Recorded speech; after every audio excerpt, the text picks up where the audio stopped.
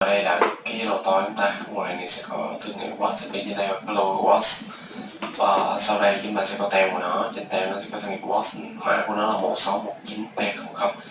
1619P00349 và nó được sản xuất tại Trung Quốc, made in China.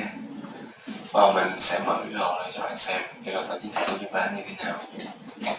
Đây là cái lô to chính hãng của máy khoan Bosch RB H2-26DRE, máy khoan 3 chức năng. Và bạn xem như đây, phần lõi đồng của nó nè, đồng nguyên chất 100% nên nó sẽ tối ưu được cái công suất của cái máy chúng ta. Và phủ ngoài là một cái lớp keo để giúp nó chống được oxy hóa từ môi trường bên ngoài. Và cái phần ổ gót nó cũng vậy, đồng nguyên chất và không có những cái đường dây đen. Và đi theo nó chúng ta sẽ có hai cái mặt đạn đầu và đuôi. Thì mặt đạn đây phân loại giữa bằng cao su, thì khi mà bạn hoạt động liên tục nó sẽ không tỏa nhiệt nhiều, máy chúng ta là không có nóng.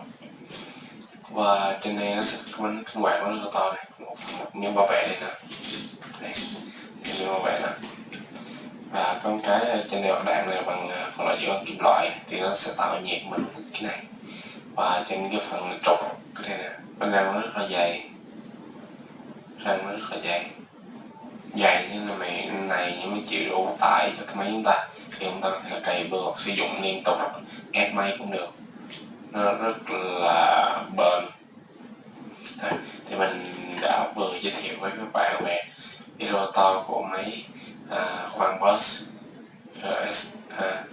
GBH2-26DRE, máy khoan 3 chức năng. Và bạn lưu ý là mình quên trên cái phần phan này sẽ có những linh kiện này nè.